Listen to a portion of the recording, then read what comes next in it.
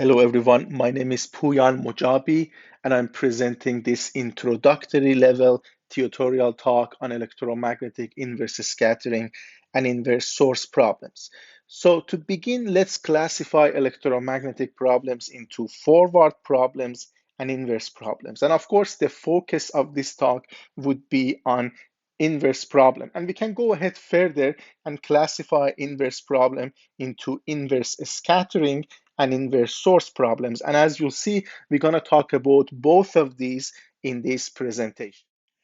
Okay, let's begin by defining forward problems. One way to define forward problem is that we assume that we have a transmitter, which we know, and we also have a medium that we know, and we essentially want to see what signal we are receiving. So that would be one way to define electromagnetic forward problems. And if we look at this from a system viewpoint, we can think of it as we know the input to the system, and then we also know the system and we want to figure out output. And in this case, system would be our medium. Now, let's use the same type of analogy and define inverse scattering problem. So in this case, you know your transmitter, you know what you are transmitting, and also you know the received signal, and you want to figure out what are the properties of the medium. For example, you want to know what is the permittivity distribution in this medium. And permittivity can be inhomogeneous or permeability. So if we again look at this from a system viewpoint, we can think of it as a system that input to the system, which is essentially the incident field, is known. Output, which is the received signal, is known because we are measuring it. And then we want to figure out the property of the system. So that's the unknown of the system. Now, in inverse source problem, we have a transmitter or source, which is actually our unknown. And we have a medium. This medium is assumed to be known. And we have a receiver, and we know our received signal. And now the question is to find our source. And the way that we usually find our source is by finding equivalent currents. For example, it could be equivalent electric and or equivalent magnetic current. So from a system viewpoint, we know our system, we know our output, but the input to the system, which is equivalent currents of the source, is actually the unknown of the problem. Okay, now that we have defined our inverse scattering and inverse source problem, let's define two important domains when dealing with these inverse problems. So the first domain is investigation domain. Investigation domain is a domain at which we have the unknown of the problem. For example, in inverse source problem, we typically deal with finding equivalent electric and or magnetic current. So this is our equivalent electric current, this is our equivalent magnetic current. Or for example, in inverse scattering, we typically deal with finding permittivity distribution as the function of location R or permeability distribution. So this is our investigation domain. We have our unknowns located in this domain. And then we have our data domain. This is the location at which we know the effect of these unknowns. So for example, the effect could be electric field, magnetic field, magnitude of electric field, magnitude of magnetic field, and etc. So in inverse problem, these are considered to be effect because these are the effect of the unknowns, and the unknowns are the cause for this effect. And now we go back from effect to cause. So essentially, we're going backward from effect to cause, and this going backward from effect to cause to find the unknowns is called inversion. There are various applications for electromagnetic inversion. For example, biomedical imaging. Currently, microwave imaging is investigated for this application, for example, for breast cancer imaging or brain imaging. Non-destructive testing and evaluation, geophysical exploration, security, environmental engineering, antenna measurements and characterization, and also electromagnetic design, and as an example, metasurface design. And the nice thing about electromagnetic inversion is that when you look at the literature, you see a very large range of frequency that people have applied electromagnetic inversion. Okay, at this point, it is good to establish the link between inverse scattering and inverse source problem. So, and one way to do this is to start with an inverse scattering example and connect it to the concept of inverse source problem. So let's consider an inverse scattering example. Microwave imaging can be viewed from an inverse scattering framework. So let's start with defining microwave imaging. So essentially, we have an object of interest. So this is our object of interest with a question mark to show that this is unknown. So that's our object of interest. And usually in microwave imaging, it is the permittivity distribution that's unknown. And then we have a bunch of antennas around the object of interest. And for example, this antenna transmit and the rest of the antenna receive the signal. And this experiment is called total field. This is total field in the sense that you have the object of interest illuminated by the antenna. And when this is done, you change your transmitter. So for example, now this antenna could be your transmitter and the remaining antenna receive. And you also perform one more measurement, and that measurement would be in the absence of the object of interest. So you don't see any object of interest here. And this experiment is typically called incident field measurement. And again, the similar thing repeats. The transmit antenna transmit and the remaining antenna receive, and then you again change your antenna and you repeat the same procedure, and then you come and subtract these two sets of uh, measurements, and you arrived at measured scattered field. And the scattered field is nice because it encapsulates the signature of the object, because you are subtracting the effect when the object is not present, and this becomes your measured scattered field. Typically, we also have a calibration process, but I ignored it in this stage for simplicity. And this measured scattered field, then it goes to an inverse scattering algorithm. So you have an inverse scattering algorithm, and now from this scattered field, you want to find the relative complex permittivity of the object of interest as a function of position. So that would be microwave imaging from the perspective of inverse scattering.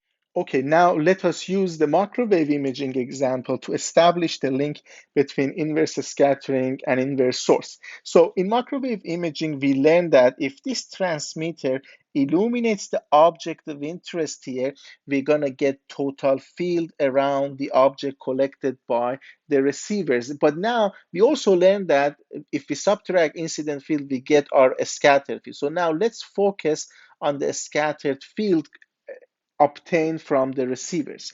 So we can make an equivalent problem based on volumetric electromagnetic equivalence principle. In the equivalent problem, we essentially remove the transmitter. So if you look at here, there is no transmitter. Instead of the transmitter, we're gonna have volumetric induced currents in the region of the object of interest. So if you look within this region here, now I'm gonna have a set of equivalent currents which depends on the permittivity of the object of interest. So this is the dielectric property that's depend on the permittivity, and that also depends on the field induced within the object of interest. So essentially, in the equivalent problem, you remove your transmitter. Here you have a transmitter, here you don't have a transmitter, here you do have permittivity.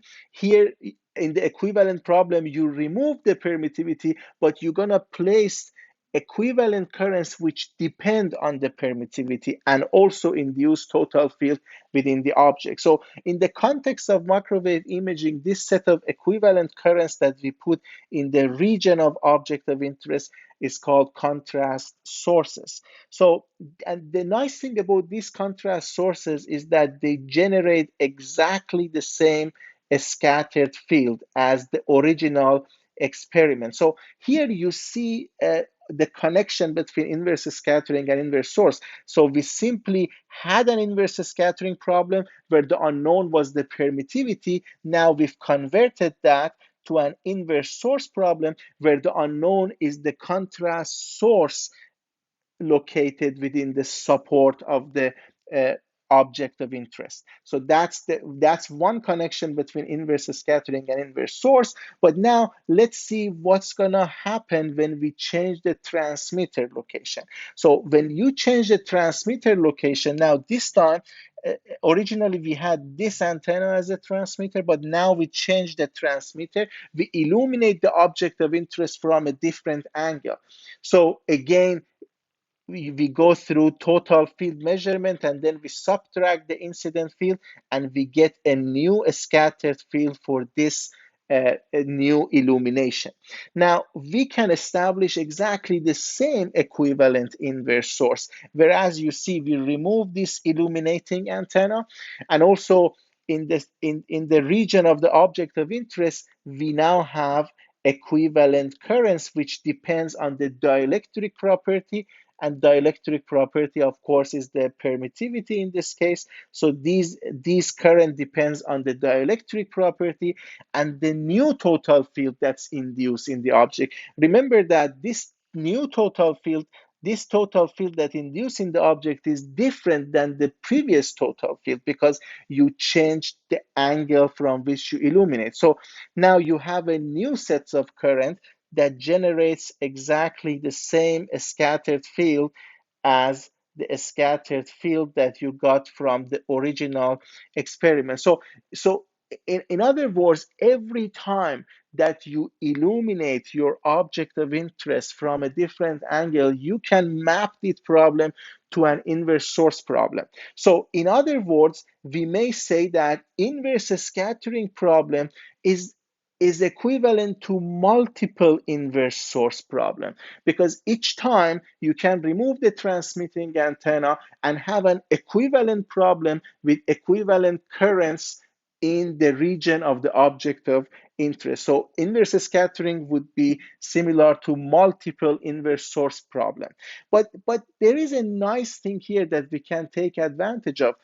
All these equivalent currents induced in the region of the object of interest share one common property. So for example, if you look this particular one, you see that the equivalent current depends on dielectric property.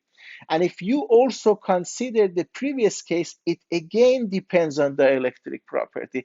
Although the total field changes from this experiment to this experiment, but dielectric property stays the same. So we can say that inverse scattering is similar to multiple inverse source problem that share a common property. What is that common property? All these equivalent currents or contrast sources share one identical component, which is the dielectric properties of the object being imaged. So for example, this plot shows that this could be one set of equivalent currents when you illuminate the object from one direction. That could be another set of equivalent current, or as we say, contrast sources. This could be the third one, and all of them share one common property, which is the dielectric properties of the object being imaged. Now that we have learned about the relation between inverse scattering and inverse source, let us focus on a widely used inverse scattering algorithm called contrast source inversion, or CSI. CSI, in fact, takes advantage of this relation. So if let's start with CSI and look at measured scattered field. This is the measured scattered field due to each transmitter. So when one transmitter I is active, we have a set of measured scattered field. And we learned in the previous slide that we can cast the problem, inverse scattering problem, in this case associated with microwave imaging, as an inverse source problem where the unknown is equivalent currents, usually called contrast sources W, associated with transmitter I. So we have WI, and these WI also generate a scattered field for us. And we, of course, want to minimize the discrepancy between the measured data and simulated data.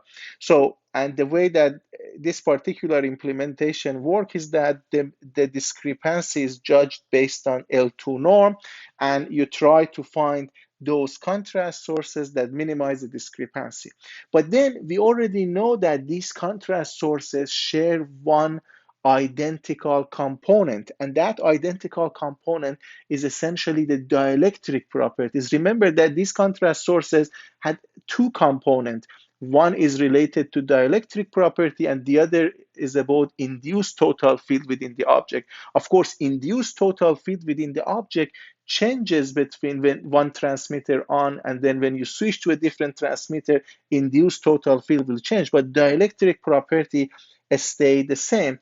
And this is essentially constraint. Then you say that all these contrast sources should have the same identical component. And based on that, you have two terms in CSI, and these two terms are added to each other, and you minimize the whole cost functional that consists of these two terms. Just in terms of terminology, in microwave imaging, we usually have this term dielectric contrast, which is essentially dielectric properties with respect to the background medium. For example, if your background medium is 1, then the contrast is defined as epsilon minus epsilon of the background. If we talk about relative, it would be epsilon minus 1, 1 being relative epsilon of air. So that's usually the way that this contrast is defined. And if you are dealing with a more general case, you have epsilon of background here. So this one would be epsilon of background, and then you divide by epsilon of your background, and that is essentially your contrast. And the way that we minimize this cost functional is that we minimize contrast sources, assuming contrast is fixed, and then we update contrast, assuming that contrast sources are fixed. So we already saw that CSI algorithm is based on casting inverse scattering as multiple inverse source problem with one common property. Now, that's not the only way to solve inverse scattering associated with microwave imaging. We have other techniques. Two representative of those techniques is the Born iterative method known as BIM. In the BIM, so we essentially formulate the problem in terms of one unknown, which is only the dielectric contrast.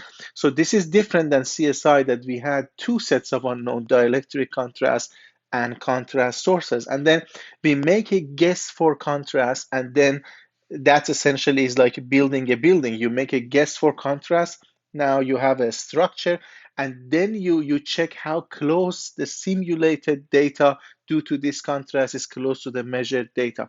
And then based on this comparison, you understand how good your solution is, and you get an idea about total field induced in the object.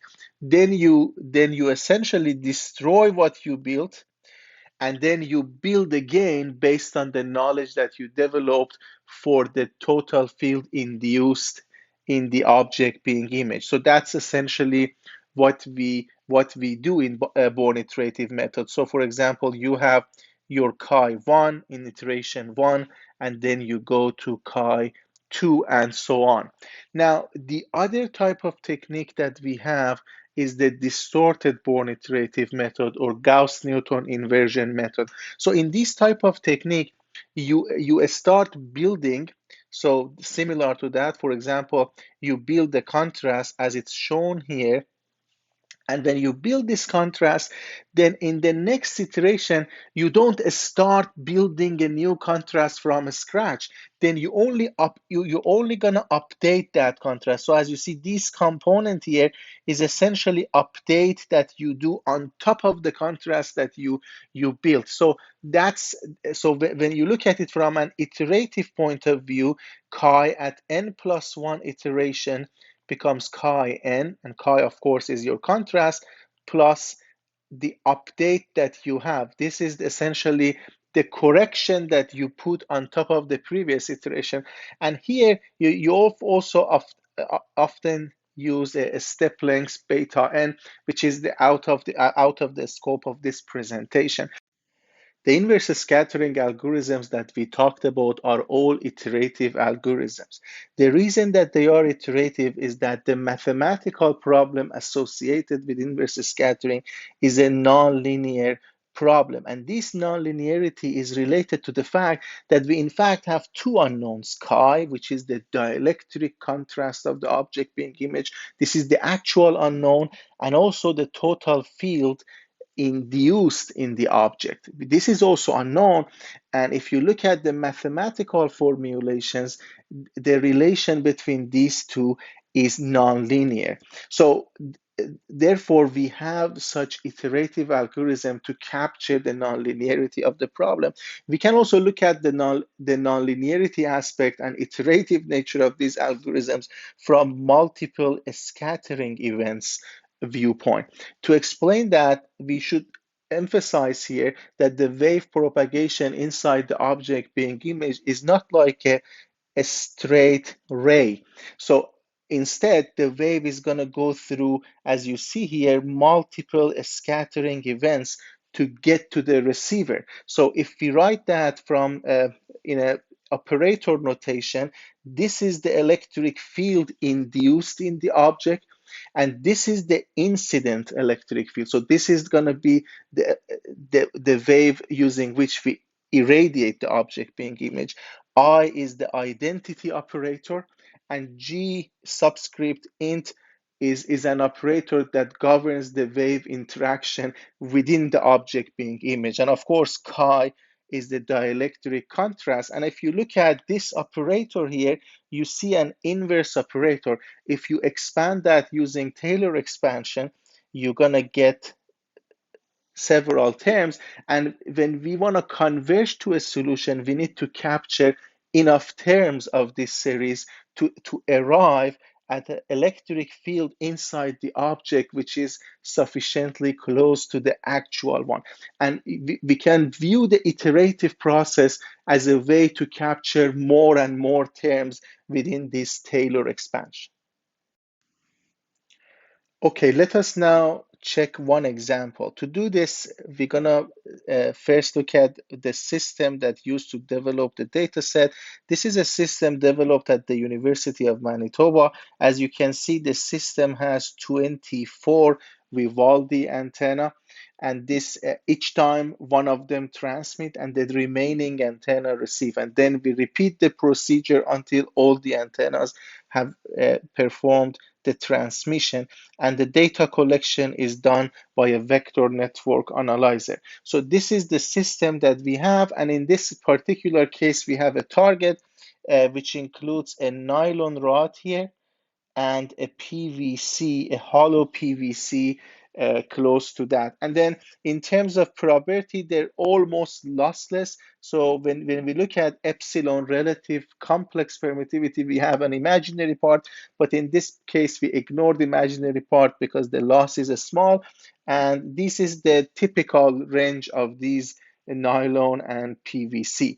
Now, we're going to look at the nonlinear inversion of this data set. So when we say inversion, we are trying to find the relative complex permittivity, and nonlinear inversion means we are doing an iterative process to capture the nonlinearity. Now, if we look at the result, for example, this would be a result done by CSI, and you see the nylon rod here, and you see the PVC close to that. And we can also see the GNI result, Gauss-Newton inversion. Again, this is the nylon, and beside that you have the PVC, and we also have the Born iterative method here. And I've also included the first iteration of Gauss-Newton inversion. So this is an of course, these three, CSI, GNI, and BIM, are iterative. And to show what happens if you use only one iteration of, for example, GNI, I've included the first iteration of the GNI. And as you see, it's difficult to recognize where is nylon and where there is PVC. So that shows the importance of having an iterative algorithm if we want to have if we want to capture these scatterers with their quantitative values. So in terms of quantitative values, you see the color bar here, and this color bar is associated with our reconstruction. So you can see what is the permittivity value that has been reconstructed by the algorithm. From the experience of myself, CSI and GNI perform very close to each other for different examples. But of course, that depends on several other factors. What kind of, as we see, regularization has been incorporated into this algorithm.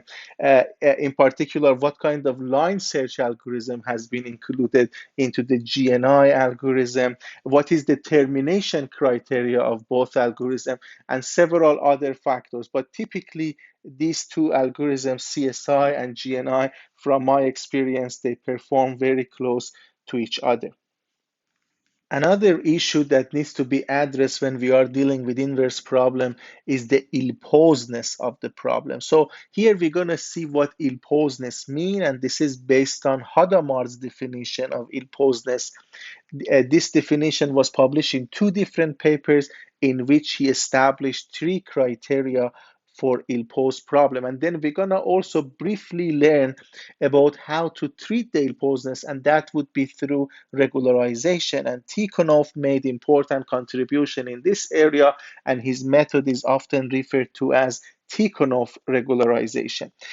Before starting to talk about the three criteria of Hadamard for ill-posed problem, let's also make this point that noise is an important issue when we are dealing with ill-posed problem. And of course, the main source of noise that we have is the noise within the data that we are inverting. For example, let's assume the case of microwave imaging. In microwave imaging, we collect data outside the object, and of course, we're going to have noise in the data. So that would be our noisy data.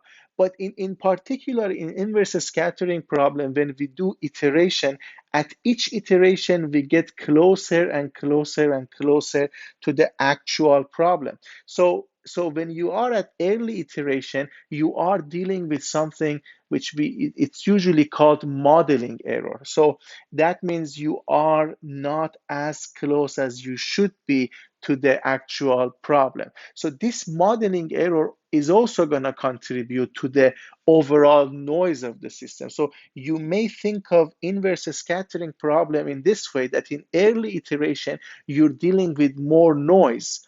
And then as you get closer and closer and closer to the convergence, the amount of noise would be less. And this is mainly due to the fact that at each iteration, you are improving your model. So that's something that's going to affect the regularization of inverse scattering problem. Okay, let us start with the first criteria of illposedness, which is no solution. So if you are dealing with a problem that there is no solution for it, then this problem can be referred to as an ill-posed problem. To understand that, let's consider the problem of aperture antenna synthesis. And now in microwave imaging, you are dealing with measured data as an inverse scattering problem, but you can look at aperture antenna synthesis from an inverse problem point of view, and that would be inverse source problem.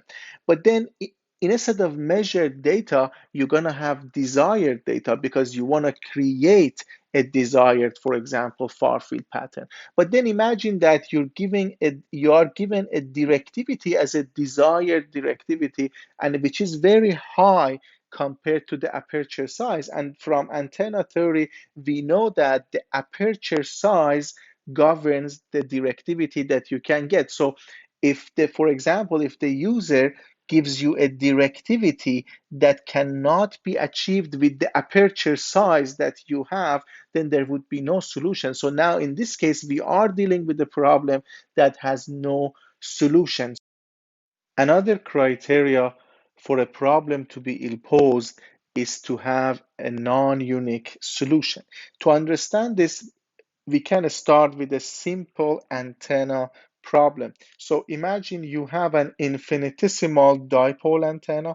An infinitesimal dipole antenna is defined based on uniform current distribution. So imagine you have a uniform current distribution on an infinitesimal dipole antenna.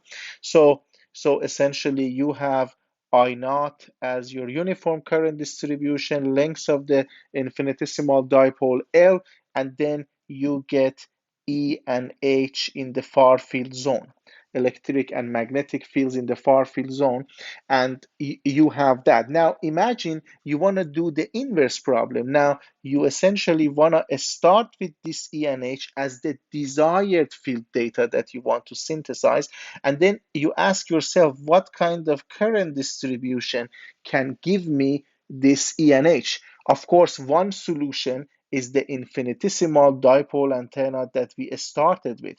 But then from antenna theory, we know that if we have a small dipole antenna with the total length of 2L compared to the L that we had here, and a small dipole antenna has a triangular taper, so it starts from I naught here, and then we have a triangular taper toward the two ends, then this is gonna be I naught and 2L with triangular taper. So that's what we have.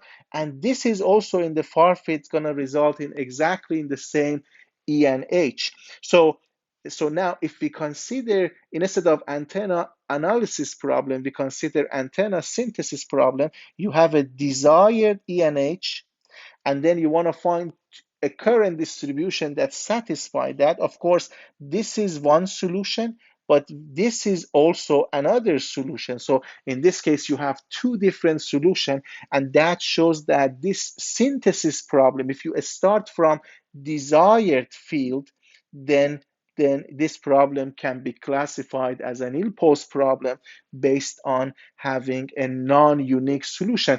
Okay, let us now focus on the last criteria for Illposedness, which is instability. To understand instability, let us assume we have an antenna here, and this antenna is radiating, and we are collecting near field data on the blue plane. And now the purpose is to find the near field data on the red plane, for example. So this can be easily done based on the plane wave spectrum, and this UXY is in fact the fields on the red plane, and this capital FKXKY is the Fourier transform of the data collected on the blue plane. So we know this, and we essentially want to find this, and this plane wave spectrum concept gives us the equation to perform this calculation. Something that's important here is that we realize this last component here, and we also note that if kx squared plus ky squared becomes greater than k naught squared, then what's going to happen is that under this square root becomes negative, and given the fact that we have a minus j here, the whole minus j in conjunction with this term turns into e to the power of minus alpha d, where d is the distance between these two planes and alpha is the attenuation. So this is essentially exponentially decaying, and when it's exponentially decaying, that essentially means that high spatial frequency component, which means those kx and ky that satisfy this equation, would be embedded into evanescent waves. So now let's consider the inverse problem. So then in the inverse problem, we are assuming that we know the fields here, and then we want to recover the fields on the blue plane. So if you want to do that, we already know that as part of the information is embedded in evanescent waves and they're exponentially decaying. So to get those, you have to amplify them when you go from red to blue. But if you do that, at the same time, you're amplifying the noise within the data. And that noise can be even the round of error within the computer. So, and that creates instability. And this instability usually shows itself, for example, in the a small singular value of the operator that you are dealing with. So this is essentially the last component for Illposedness, and if any of these criteria is satisfied, we can call the problem Illposed problem. To treat the Illposedness, we use regularization strategy. So typically regularization work like that you start with the original data misfit cost functional that we call data misfit cost functional. This is simply the discrepancy between measured data B and simulated data due to unknown X, which we call AX. So we have a norm, which is data misfit norm, and then we augment this norm with a regularization term, which is LX. And in this case, L is our regularization operator. Typically, it is, for example, identity matrix Laplacian operator or weighted Laplacian operator. And then associated with this regularizer, you have a weight of the regularization that you also need to determine. And that can also change at every iteration of the algorithm. So when you do that, now you have a regularized cost functional, and then you can minimize that. And if your choice of L and weight are appropriate, you can handle the Illposedness of the problem. For example, one way that you can look at this regularization is that it acts like a low spatial frequency filter. So essentially, it removes the effect of those small, very small singular value that result in instability. Or you may actually look at it from the viewpoint of null space, that the null space of this cost functional is the intersection of null space of A and L. So you can make the null space smaller or even make it empty, assuming that the null space of L is empty. So this is the way that this is a few ways that we can look at the regularization strategy. Let us now focus on a practical aspect in developing inversion algorithm. We need to make sure our model is sufficiently close to the actual physics. For example, this is a microwave imaging system developed at the University of Manitoba, which uses 24 dipole antenna. It has water as the background medium, and it has metallic casing. So in this particular case, when we develop the inversion algorithm, we assume that the operator that we use in the inversion algorithm are related to Sommerfeld radiation boundary condition. So we did not include the reflections from the metallic casing into the algorithm. To alleviate this problem, then we increase the amount of salt added to the water so as to increase the imaginary component of the water. For example, we started from 4 as the imaginary part, and then we went to about 20. So in this way, we just keep added salt to add loss to the water background medium to somehow alleviate those reflections that are unwanted in this case. But if you add too much, then you're gonna also kill some of the good signal. So there should be a good trade-off. For example, a good trade-off could be, for example, around minus J15, for example, in this case. But you need to check that. And the way to check that is usually with using a known target. For example, you can have a metallic cylinder instead of arms. So you can place the metallic cylinder here and check the measured data versus your simulated data and check if they are sufficiently close. If they are, then you can go ahead and perhaps use some calibration coefficients to make it even better. The other aspect that we need to be aware of when we are dealing with inverse problems is the information content of the data that we are inverting. So for some application, you may need more information content, and there are various ways to provide more information content. For example, in this case, you see a target which is called foam twin dial. This is collected by Institut Fresnel in France, and we show here the inversion at 2 gigahertz. So as you see, the external cylinder is not really visible, and the permittivity is also not very accurate. Just want to emphasize here that these are contrast value chi, because the background medium is air. This is essentially correspond to permittivity of 3. The contrast here is 0.45. This correspond to permittivity of 1.45. And in the bottom row, I'm plotting the permittivity. So this is the first one which has problem capturing this some details that 2 gigahertz. Part of the problem is the low frequency that we have used, but then you can see also that when you incorporate more and more information, in this case, we are using multiple frequency data, including 2 gigahertz and higher frequencies. So you get a much better, much more accurate reconstruction. So this is an indication that when you want to do imaging, if you have good information, the more you include, usually you get better reconstruction. Okay, let us now focus on inverse source problem. And to start inverse source problem, let's look at how inverse source problem can be applied to the area of antenna characterization. So typically in near field antenna measurements, we are performing measurements close to the antenna under test. So for example, that can be our measurement surface.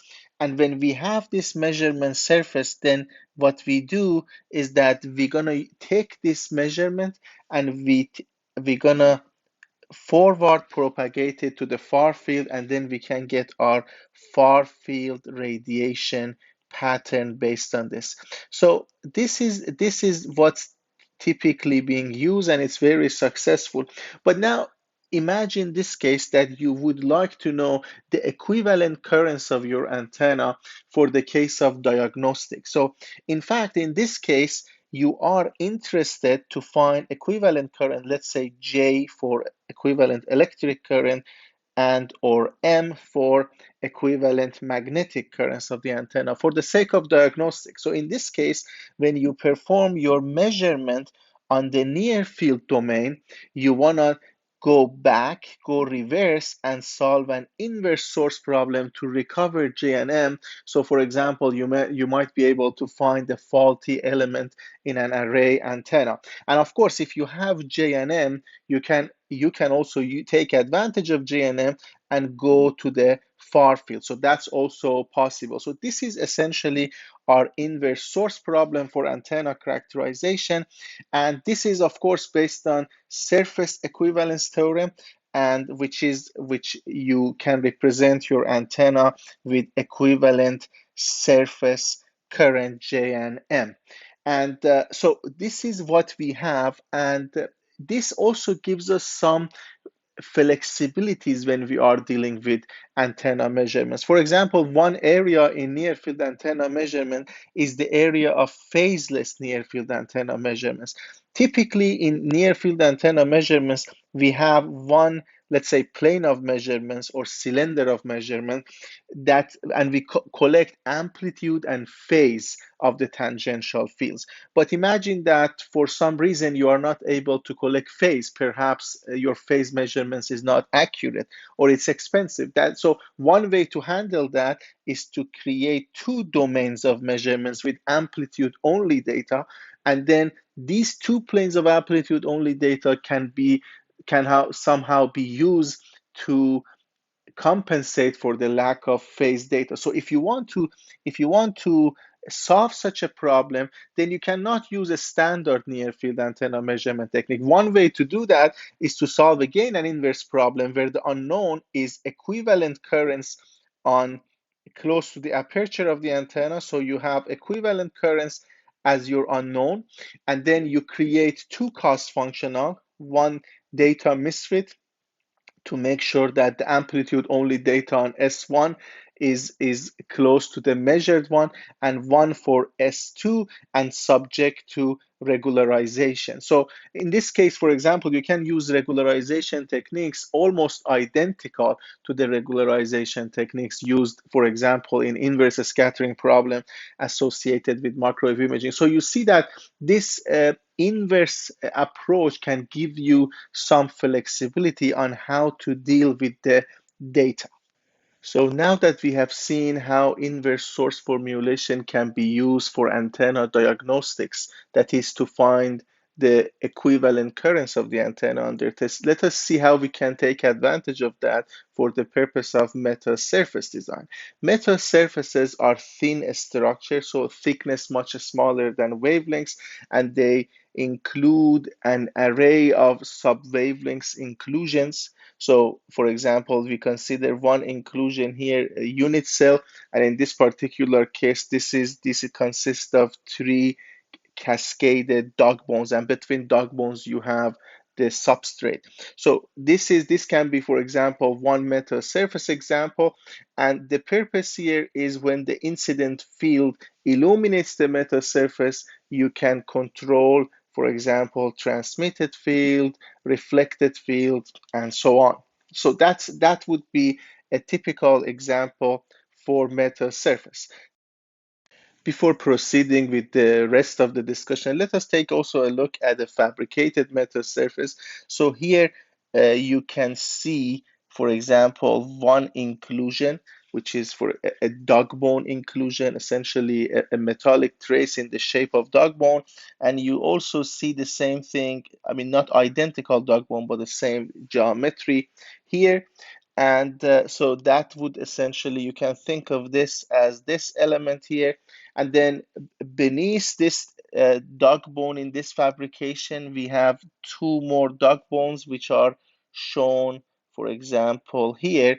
And of course, this thickness that you see here consists of two substrates.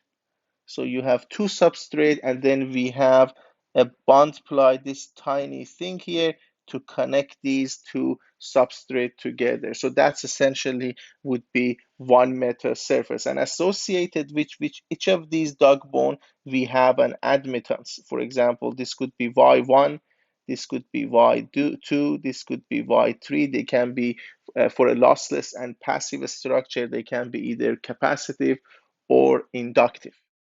Okay, let us now see how an inverse source approach can be useful for the design of metal surfaces. To begin our discussion, let us first see what we need to start the design process for metal surfaces. So, to design metal surfaces, we rely on generalized sheet transition condition. Basically, in generalized sheet transition conditions, we need the tangential field. So, ET and HT represent tangential field on the negative side, which is sigma minus side of the metal surface. So that would be the input side. And then we also need the tangential field, which is desired on the output side of the metal surface, which we call sigma plus. So essentially, if you have these ET minus, which is tangential field on the negative side or input side, and ET plus, HT plus on the positive side, output side, then you can find the macroscopic properties of the metal surface. And these are similar, for example, to what we are trying to find in microwave imaging. In microwave imaging, we were finding permittivity, which is related to volumetric susceptibility. And in this case, for example, one way to describe metal surfaces is surface susceptibility. We are dealing with electric to electric susceptibility, magnetic to magnetic susceptibility, magnetoelectric susceptibility, and we can represent it in different formulation. But that's essentially the essence of that we need these tangential fields.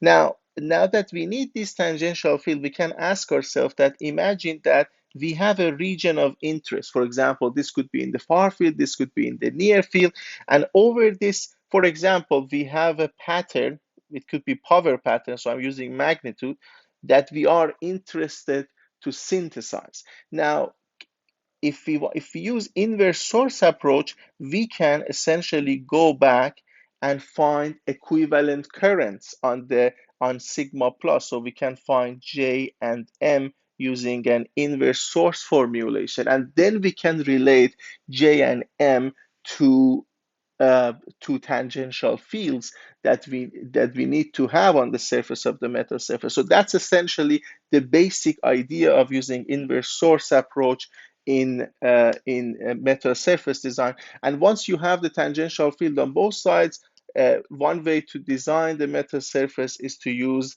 the two-port configuration. So on the input port, you have the tangential field on the input side, and on the output field, on the output port, you have the tangential field on the output side.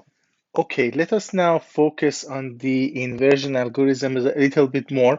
So we mentioned that let's assume that we would like to, for example, have a certain power pattern on the region of interest, and that would be represented by magnitude of F squared. And then let's assume that the unknowns are J and M, equivalent electric and magnetic current, and we concatenate them into the vector X. So J and M would be at the output of each unit cell essentially. And then we have an operator A that operates on X, and it gives us the field value on the region of interest, and then we take the magnitude to find the discrepancy of the desired data magnitude of F squared with the predicted data due to a certain x. So that would be, let's call it C1 cost functional in terms of x. But then we may do one more step, and that's to enforce Love's condition. So in general, we know that equivalent, let's say, electric current is equal to n hat normal vector h2 minus h1. So that's what we have. Now, if we enforce Love's condition, we are essentially letting H1 to be 0. So the choice of the internal fields when you are solving an inverse source problem is arbitrary. So in Love's condition, you may assume that it's 0. And then if you make this assumption, then the equivalent current J that you find is directly related to the tangential field on the output side. So to enforce this, we are setting some virtual points on an internal surface. So you may call these virtual points, and then you are assuming that the field value would be 0 on these points. And if you are dealing with a flat metal surface, then you may have these virtual points right here. So that would be the virtual point that you can enforce Love's condition at. So you're going to augment the operator AX that you had originally here with an extra matrix L, and this L, when operates on X, it essentially gives you the field value on the virtual point, and you want those to be 0 because that's supposed to be Love's condition. So that would be an augmented system of equation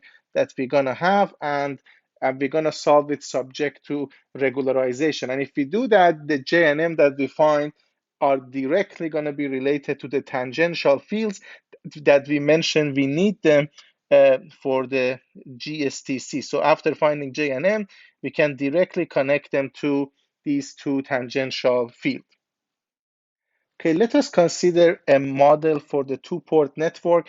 For example, in this case, we have a metallic trace represented by the admittance Y1, a second metallic trace, a third metallic trace, and we have a dielectric substrate.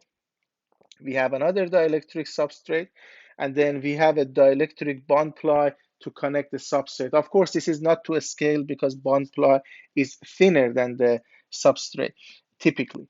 So, and then if we want to have lossless and passive metal surface, we need to satisfy the local power conservation, or LPC. That simply means the real normal power into the input port should be equal to the normal real power going out of the two-port network. And that simply means that we need to satisfy this equation for ET minus and HT minus would be the field on this side, and ET plus and HT plus would be the field on the other side. Now, for example, for reflectionless metal surfaces, we set this to the incident field. So these would be simply E incident and H incident, and we can call them P into the P input. So that would be our P in, which in this case is this one. But now, because our unknown is with respect to equivalent current, we need to write that based on equivalent current. And if we want to write that based on equivalent current, that would be based on J and M, and that would be essentially what we're going to have. JR is the real part of J, JI is imaginary part of J, and the same thing for MR and MI. And remember, these are vectors because we are dealing with different unit cells, so we store them in a vector, and this is a Hadamard product or element-wise product which multiply the corresponding elements of a vector of two different vectors and creates one vector.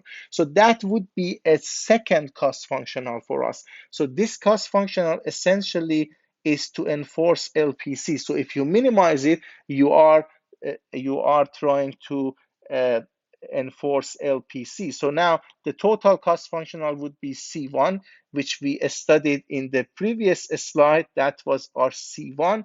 And then C2 would be the new cost functional. And then you also have a weight gamma to favor, to how much you want to favor this LPC during this minimization. Finally, you may decide to enforce other constraints. For example, if you find J and M for this cell, which is the same thing as saying ET plus and HT plus, and then you find J and M for this cell, you may want to make sure that you don't have very abrupt variation when you go from this cell to this cell and so on. So in that case, you essentially may decide to minimize the rate of change or gradient of X when you're moving from one cell to another cell. So if you decide to do that, that could be called a total variation regularizer. And you had this data misfit cost functional, you had this for LPC, and then you have this for now TV. And you can just keep adding based on what you desire in your design. And then, for example, in our work, we've minimized that based on conjugate gradient direction. So X at a new iteration would be X at previous iteration. That's conjugate gradient direction, and that's a step length.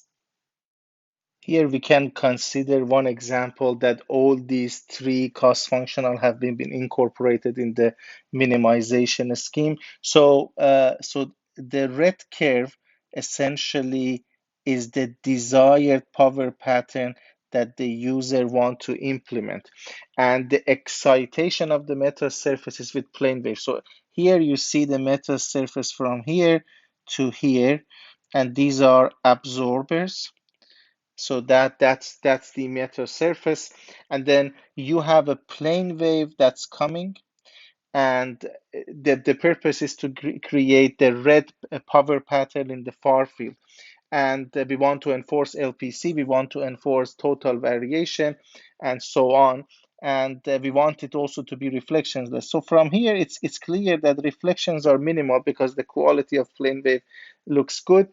And if you get the simulation using 3-layer of impedance sheet, then this is the near field simulation that you get. So clearly you are steering the beam, and if you take it to the far field, the result would be the black curve that we can see from here. So although we don't have a good match in the side lobe cases, but the main beam seems to be okay, and then we have side lobe levels that's reasonable. If you want to improve that, perhaps one way could be to use two metal surfaces in a cascaded fashion, so that we can have a little bit more freedom in design. Okay, let's now summarize this tutorial presentation. We essentially learned about electromagnetic inversion, and we saw that this can be classified into inverse scattering and inverse source.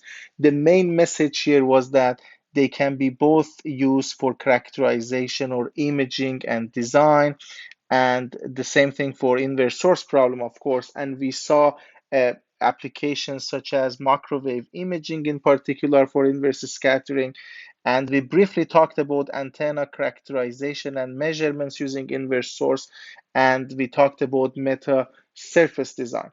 So we haven't really talked about inverse scattering for design, but in the footnote you can see some references for inverse scattering for design.